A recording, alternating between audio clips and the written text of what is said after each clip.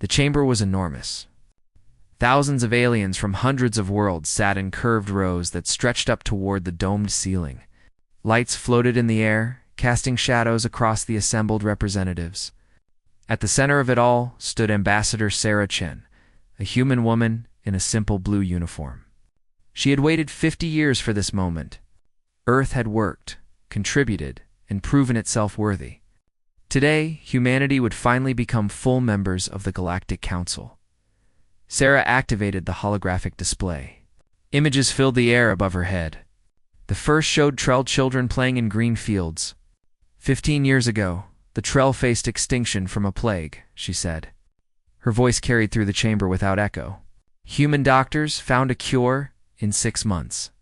The Council's best scientists had tried for 3 years. More images appeared. Dying stars stabilized by human engineers. Colonies saved by human medics. Trade routes opened by human navigators.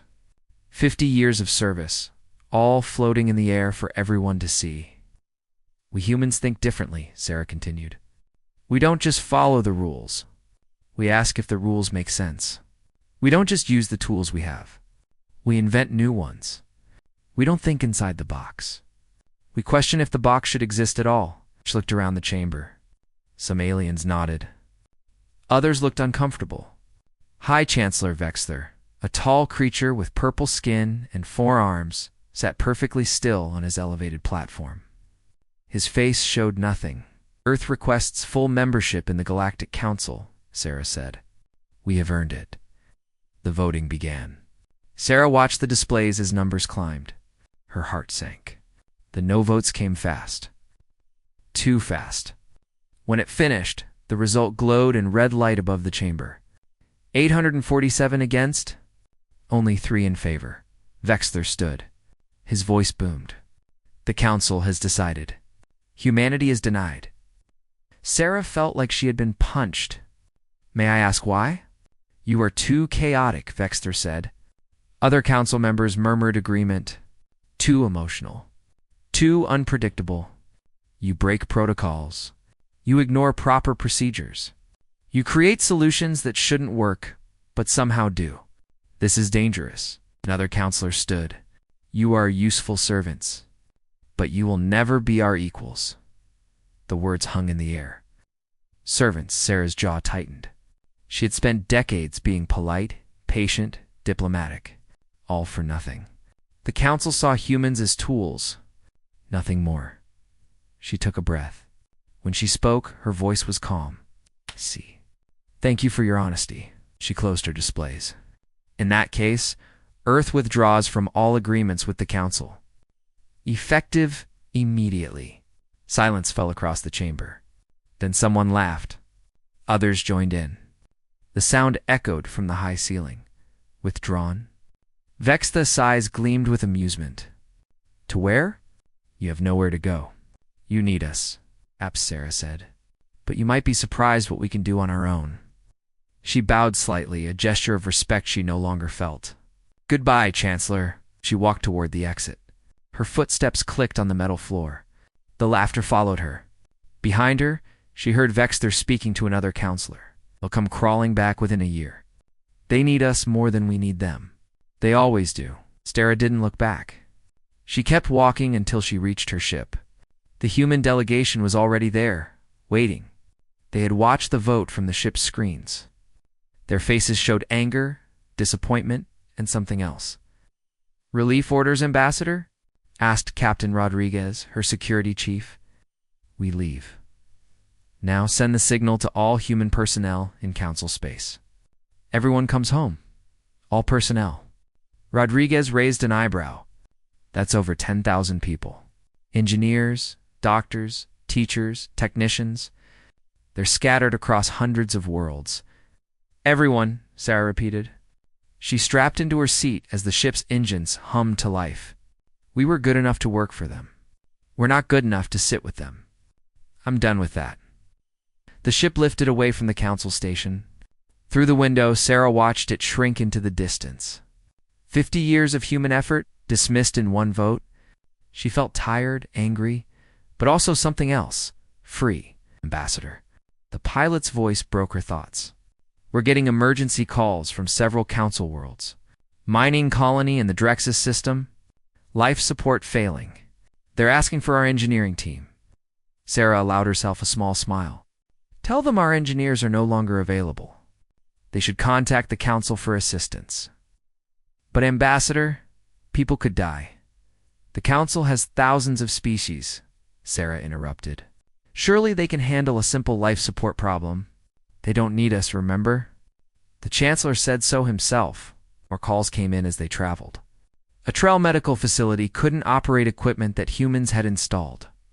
A navigation beacon network was showing errors that only human technicians understood how to fix. A colony needed repairs to their water purification system. Designed by humans using methods no one else had bothered to learn. Sarah listened to each call. Then she gave the same answer. Humanity is pursuing an independent path. We wish you well. The message was polite, but firm and final. Rodriguez looked worried. Ambassador, some of those situations are serious. People are calling us for help. I know, Sarah said quietly. And I hate that. But we can't keep being the galaxy's handyman while they treat us like servants. The council needs to understand what they lost. Do you think they will? Sarah gazed out at the stars. Eventually, when enough things break, when enough problems go unsolved, when they finally realize that we weren't just useful, we were essential. She closed her eyes. They have no idea what they just lost. Back on the council station, alarms began to sound. Emergency calls flooded the communication channels. And in the council chamber, Vextar received his first report. The mining colony in the Drexus system had lost life support. 20,000 people needed evacuation within hours. The human team that maintained the system was gone. Send our engineers, Vextar ordered. We did, Chancellor. They can't figure out the human modifications. The system is too different from standard designs. Vextar's face remained calm, but his hands gripped his chair tighter. Then have them learn. Yes, Chancellor. D8 hesitated. But the colony only has 6 hours of air left. 6 hours. Vextar waved dismissively. Then work faster. We don't need humans for this. We are the Galactic Council. We have thousands of species, millions of brilliant minds. One colony's problem is nothing. The aide bowed and left. Vextar sat alone in the empty chamber. The voting displays were dark. The seats were empty. He told himself everything would be fine, but somewhere deep in his mind, doubt whispered. And it sounded like Ambassador Chin's calm voice saying goodbye.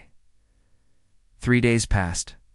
Vextar stood in the Emergency Operations Center, surrounded by screens showing disasters across council space. Each screen told the same story. Something was broken, and no one could fix it. The Trell atmospheric processors are failing, reported an aide. The creature's scales had turned pale with stress. Their technicians followed the maintenance procedures perfectly. But the system is degrading anyway. Get council engineers to analyze it, Vextar said. We did. They don't understand the human modifications. The processors use some kind of adaptive algorithm that changes based on atmospheric conditions. Our people can follow the maintenance steps, but they don't know why those steps work. On another screen, a red alert flashed. The Galactic Medical Network had issued an emergency bulletin. 40% of their breakthrough treatments in the last decade came from human-modified research. Without humans to continue the work, progress had stopped. Worse, some of the treatments were failing. The modifications had been based on human, medical knowledge that other species didn't share. Counselor Merrick's entered the operations center. She was small, insect-like, with compound eyes that saw more than most species. She had been one of the 3 who voted for humanity.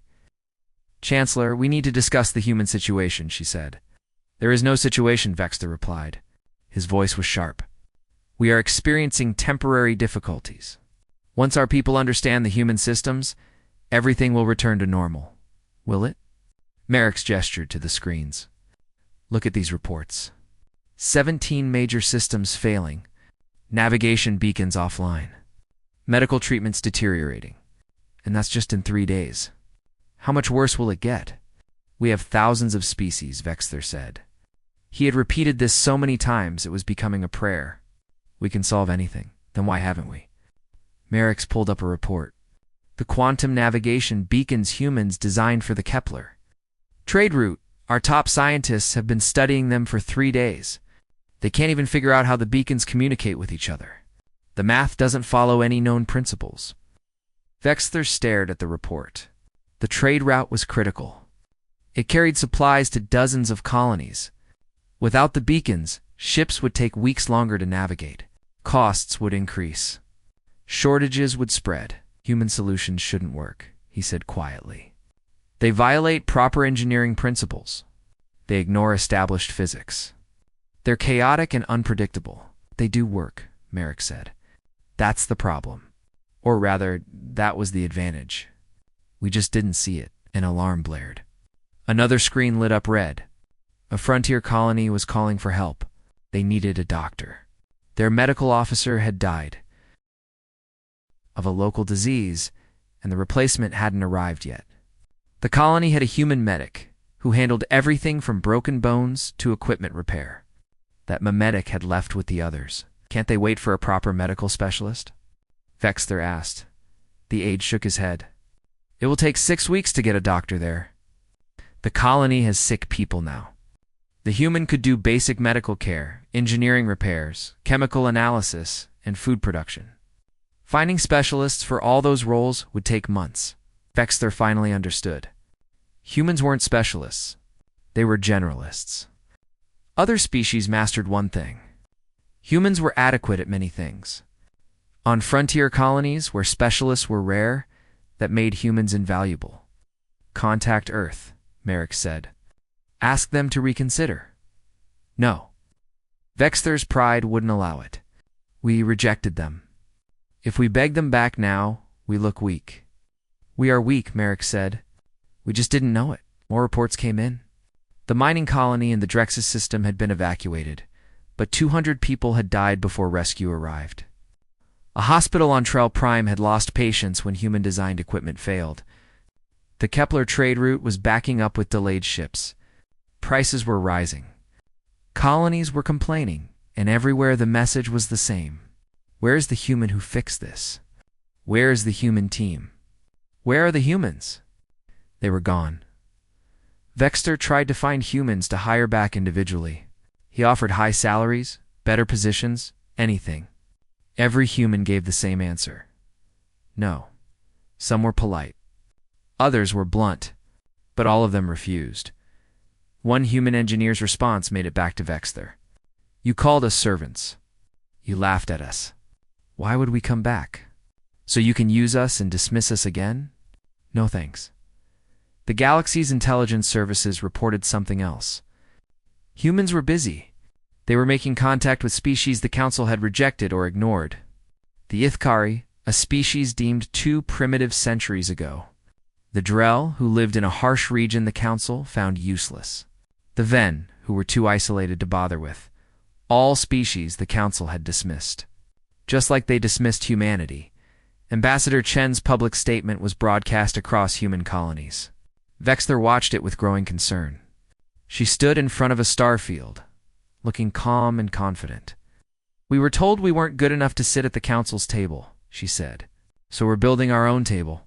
Any species interested in cooperation, mutual respect, and shared progress is welcome. We don't care if you're primitive or isolated or different. We only care if you're willing to work together. Dozens of species responded. Within a week, humanity had formed something new. They called it the Independent Species Alliance. This is a direct challenge to Council authority, an aide warned Vexler.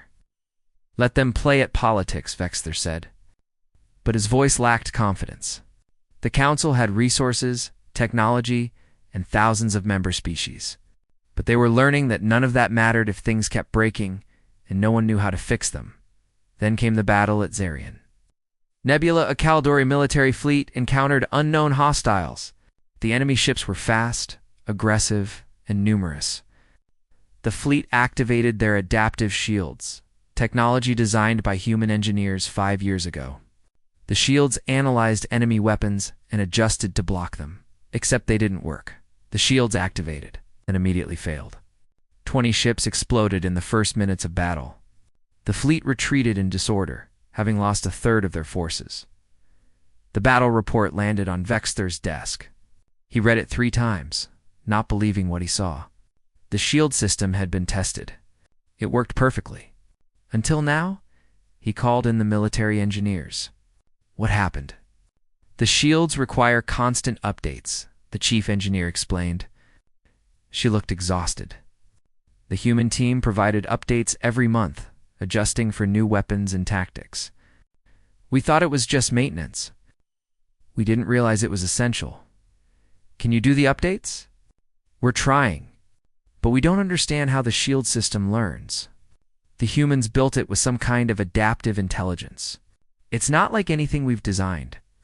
Vexter dismissed her and sat alone in his office. The screens on his wall showed crises across the galaxy.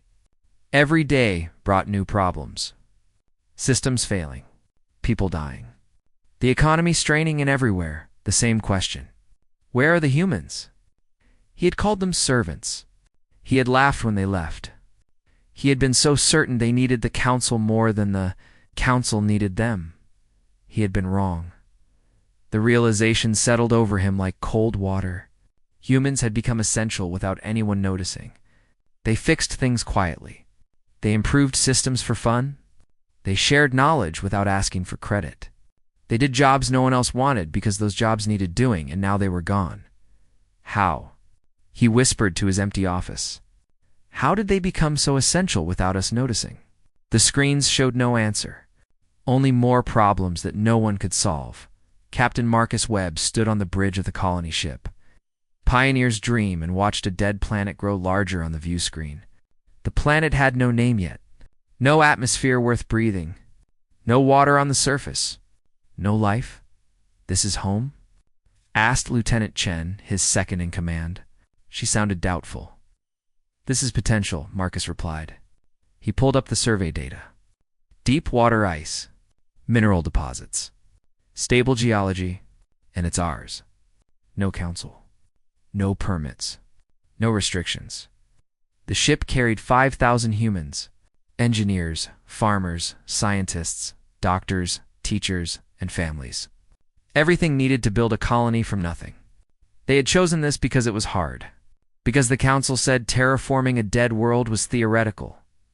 Impossible. Humans loved proving impossible wrong. The landing took 6 hours. Ships descended through the thin atmosphere, landing in a broad valley between mountains. The ground was red rock and dust. The sky was pink. The air would kill an unprotected human in minutes, but that would change. Marcus suited up and stepped onto the surface. His boots crunched on stones that had never felt footsteps. Around him, other humans emerged from ships. They stood looking at the empty landscape, and Marcus knew they saw what he saw. Not a dead world. A future. Atmospheric processors first, he ordered. We need air. The machines came out of cargo holds. Giant towers that would pump engineered bacteria into the atmosphere. The bacteria would convert carbon dioxide to oxygen over decades. Except humans didn't want to wait decades. They had modified the bacteria, accelerated the process, added chemical catalysts that the council's environmental scientists said shouldn't work. The council thought terraforming was theoretical. Humans had been testing it for 30 years in secret, knowing they might need it someday. Today was that day. The processors activated. Marcus checked the readings. Everything was working. In 5 years, this planet would have breathable air. In 10, liquid water on the surface. In 20, a full ecosystem. Sir, we have contact, the communications officer called. Unknown ship approaching. Marcus tensed. Then he saw the ship on the scanners. Small, old design. Moving slowly. Not military, the ship landed near their colony. A ramp extended. Creatures emerged that Marcus had never seen before. They were tall, covered in scales, with long tails and multiple eyes. One of them approached, moving carefully. Showing it wasn't a threat, Marcus met it halfway.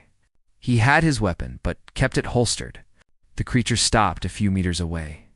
It held a small device. When it spoke, the device translated, "You are the humans who left the council." "Where?" Marcus said. "Who are you?" "Ithkari. The council rejected us 400 years ago. They said we were too primitive." The creature's eyes showed something Marcus recognized. Old anger. Old pain. "We watched your rejection. We cheered." Marcus studied the alien. "Why?" "Because you showed them what we couldn't. That they're wrong. That different doesn't mean lesser." The Ithkari gestured at the colony. "You're terraforming." "The council said it was impossible." "The council says a lot of things," Marcus replied. The Ithkari made a sound the translator rendered as laughter. "Yes, they do. My name is Sora. I speak for the matriarch. She sent me to make an offer." "What kind of offer?" "Alliance, trade, friendship. We have resources. Mining worlds. Knowledge of this region. You have technology. And something more valuable." Sora paused. "You have the courage to tell the council they're wrong," Marcus considered. Earth had sent him to establish an independent colony. But independence didn't mean isolation. Allies were useful, especially allies who had been rejected just like humans. "I'll need to contact Earth," he said. "But I think Ambassador Chen would be interested." Sora remained for 3 days. She walked through the growing colony, watching humans work. They built housing, set up farms under domes, established power systems, and started mining operations. Everything happening at once in organized chaos. "You don't specialize," Sora observed. "That engineer also cooks. That scientist is repairing a water pump. Everyone does many jobs. You do what needs doing," Marcus explained. "Specialization is efficient, but flexibility is survival. On a colony like this, we can't wait for the right specialist. We learn each other's skills. The council would call that inefficient. The council isn't here." More ships arrived over the following weeks. The Drell, a species from a radioactive region the council found worthless. The Ven, who lived in isolation beyond explored space. The Cortex, who the council had tried to conquer and failed. All species the council had rejected. Dismissed. Or ignored. All species who saw humanity's rejection and recognized their own ambassador. Chen arrived on a fast diplomatic ship. She met with the leaders in Marcus's command center, a simple building that still smelled of new construction. A hologram of Earth's president appeared, along with representatives from Mars, Luna, and the Belt colonies. "The Independent Species Alliance," Chen said, testing the name. "I like it. The council won't," Sora warned. "Good," Chen replied. "We're not building this for the council. We're building it for us. For anyone tired of being told they're not good enough?" The alliance formed officially 3 days later. 12 species signed the initial charter. It was small compared to the council's thousands of members. But it was real, and it was growing. Meanwhile, the council's problems grew worse. A special committee investigated how humanity had become so important. The report they produced was devastating. Humans hadn't just contributed innovations. They had become the glue holding the galaxy together. They fixed things other species didn't notice were broken. They improved systems without being asked. They shared knowledge freely, and they did it all while being treated as servants. The committee's conclusion was simple. The council had taken humans for granted. They had assumed humans would always be available, always helpful, always willing to work for less recognition than other species. They had been wrong. Then came the invasion. The enemy called themselves the Perishin. They came from beyond explored space, a hive mind species that moved like a swarm. Their ships were fast. Their tactics were precise. They had studied council defenses for decades and knew exactly how to counter them. The council fleet met them at the Zarian Nebula. It was a disaster. The Perishin tore through defensive formations. They adapted to every tactic instantly. And when the council tried their ultimate weapon, the Omega Array, failed. The array was based on precursor technology, a weapon that could destroy entire fleets. Human technicians had calibrated it 30 years ago. The council had never bothered to learn how. They just maintained it according to human instructions, except the instructions assumed regular updates, adjustments, fine-tuning, the kind of background work humans did, quietly. Without being asked, the weapon wouldn't fire. The targeting system showed errors no one could fix. And the Parashan advanced. Pushing toward Council Core worlds, Vexler sat in the Emergency Council session, listening to disaster reports. Half the council wanted to evacuate. The other half wanted to fight with weapons they didn't understand. No one had solutions.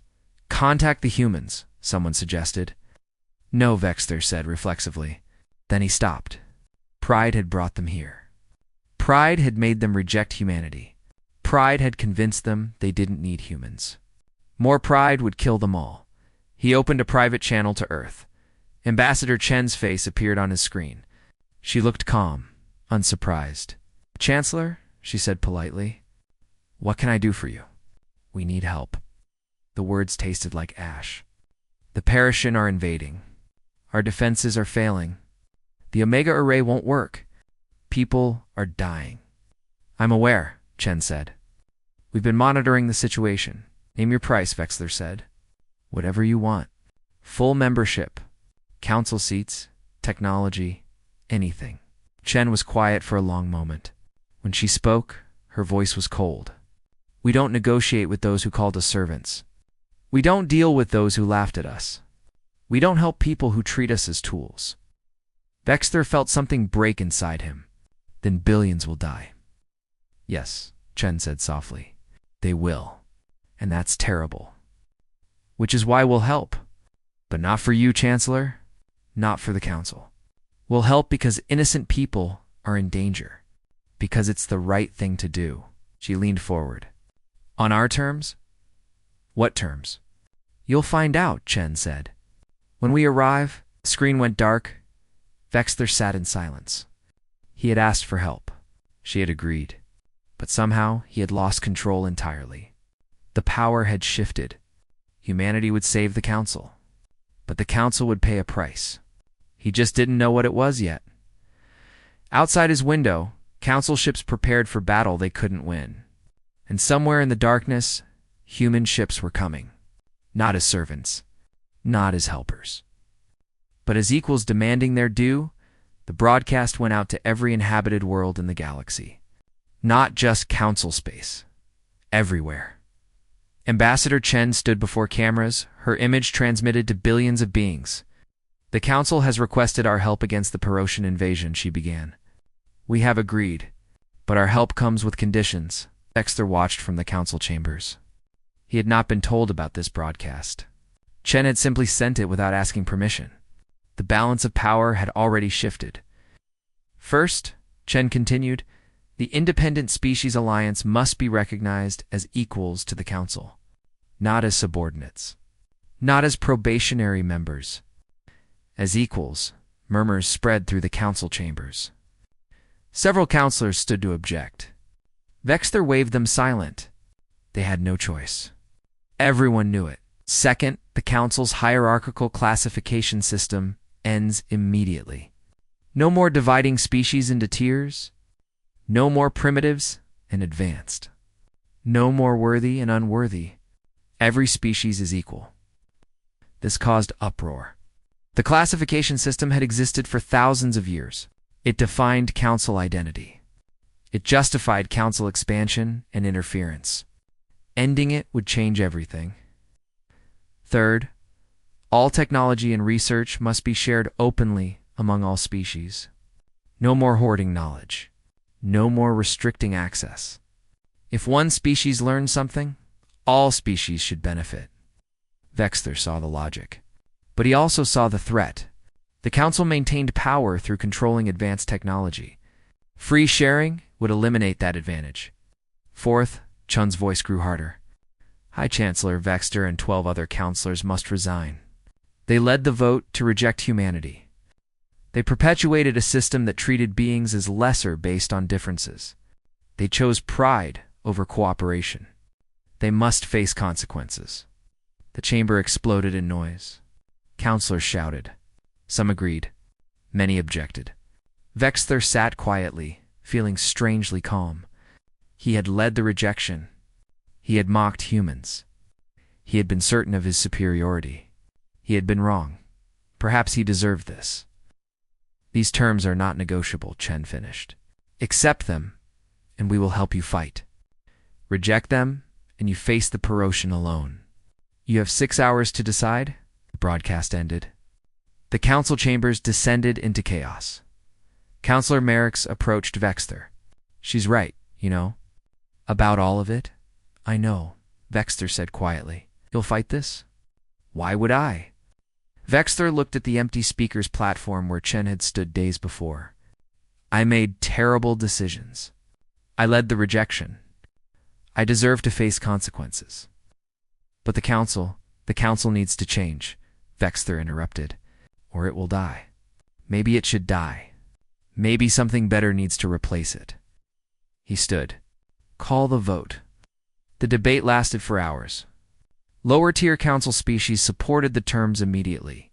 They had suffered under the classification system for generations. Mid-tier species were divided. Upper-tier species resisted, seeing their privileges threatened. In the end, fear decided it. The Peroshan were coming. Without human help, the council would fall. The vote passed by a narrow margin. The terms were accepted. The Independent Species Alliance was recognized. The classification system ended. Technology sharing began, and Vexthor resigned. He expected to feel shame. Instead, he felt relief. He had carried the weight of council leadership for decades. The weight of maintaining a broken system. The weight of pretending superiority, while knowing deep down the council was stagnant. Now it was someone else's problem. The human fleet arrived 3 days later. 50 ships, including the massive carrier Nelson Mandela. They were joined by ships from the ISA. Ithkari miners converted to fighters. Drell radiation-shielded cruisers. Then Deep Space Interceptors. Admiral Jennifer Okonkwo took command of the combined fleet. She was a tall woman with scars from a dozen battles. Her first act was to call a meeting with all senior officers from every species. The Peroshan fight using hive tactics, she explained. Her holographic display showed enemy formations. They coordinate perfectly. They adapt instantly. Standard military doctrine doesn't work against them because they've studied it and know every counter. Then how do we fight them? Asked a Kaldori admiral. We don't follow doctrine, Jennifer said simply. We improvise. We do things they haven't seen before. We use tactics that don't make sense. We make them adapt to us instead of us adapting to them. The council officers looked uncomfortable. Improvisation violated military regulations. It introduced chaos. It was dangerous. The ISA officers looked excited. This was how humans always fought. The first battle tested Jennifer's approach. The Peroshan fleet expected standard defensive formations. Instead, the combined fleet scattered into dozens of small groups. They moved erratically, changed directions without reason, and attacked from unexpected angles. The Peroshan adapted, but not fast enough. They were used to fighting predictable enemies. The human-led fleet was anything but predictable. The battle was won. Not decisively, but won. The Peroshan retreated to regroup. Jennifer ordered something unusual next. She wanted to talk to Peroshan prisoners. Not interrogate. Talk. Need to understand them, she explained to her officers. The council has fought them for years but never tried to learn about them. That's tactically stupid. The prisoners were brought to a secure room. Jennifer went in alone with just a translator device. The Peroshan were insect-like, with multiple limbs and compound eyes. They smelled of chemicals and something else. Fear. Why are you invading? Jennifer asked directly. The Peroshan soldier didn't answer at first. Then, slowly, it spoke. The translator struggled with the hive mind thought patterns, but the meaning came through. We run. We flee. We have no choice. Flee from what? The void. It comes. It consumes. It destroys. We cannot stop it. We can only run. Need worlds. Need resources. Needs survival. Jennifer listened carefully. The council had assumed the Peroshan were aggressors and conquerors, but they were refugees, running from something worse. What is the void? Death. End. Nothing. It eats stars. It eats worlds. It eats everything. We barely escaped, but it follows. It always follows. Jennifer felt cold. How fast is it moving? It consumed our home system 3 years ago. It moves slowly, but it never stops. Jennifer left the interrogation room and went straight to the science section. I need long-range sensor data. Deep space. Beyond Peroshan territory, the sensors showed it clearly. A wave of dark matter anomalies spreading through space. Wherever it passed, stars died. Planets crumbled. Space itself seemed to break down. The science team called it the void tide, and it was coming toward them all. Jennifer called an emergency meeting. Council leaders, ESA representatives, and Peroshan prisoners all attended. The hologram showed the void tide's projected path. This is what the Peroshan were running from, Jennifer said. This is the real threat, not them. This silence filled the room. How long until it reaches us? Someone asked. 6 months. Until it hits Peroshan refugee fleets. 1 year until it reaches Council space. 2 years until it reaches Earth and ESA territory. Can we stop it? I don't know, Jennifer admitted. But we need to try, and we need to do it together. All of us. Council, ESA, and Peroshan. Peroshan representative spoke through the translator. You would help us? After we invaded you? You invaded because you were desperate, Jennifer said. We understand desperation. We understand running. We understand fear. And we know that fighting each other while a greater threat approaches is stupid. She looked around the room. Everything that can think can be reasoned with. So let's reason. Let's work together. Let's find a solution. The Peroshan were silent. Then, slowly, their representative bowed. A gesture of respect that transcended species. We accept ceasefire. We accept cooperation. We share all knowledge of the void, and The translator paused, struggling. We apologize. For attacking. For hurting. For not asking for help. Apology accepted, Jennifer said. Now let's get to work. The meeting lasted 12 hours. Plans formed. Research teams organized. Resources pooled. For the first time in galactic history, species that had been enemies days before worked together toward a common goal. Outside the meeting room, Dexter watched through a window. He had been allowed to stay as an advisor. No power, no authority. Just knowledge and experience. Merrick stood beside him. They're doing what we should have done years ago, as Vexter agreed. They are. He watched Ambassador Chen coordinating between different species. Watched Admiral Okonkwo explaining tactics. Watched humans doing what they did best. Bringing people together, finding solutions, making the impossible possible. We lost everything by rejecting them, Merrick said. No, Vexter replied.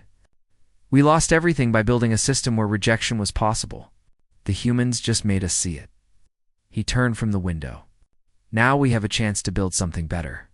If we survive, will we? Vexter looked at the humans working with Peroshan, Council species, and ESA members. All cooperating. All contributing. With them leading, he smiled slightly. Maybe. Just maybe.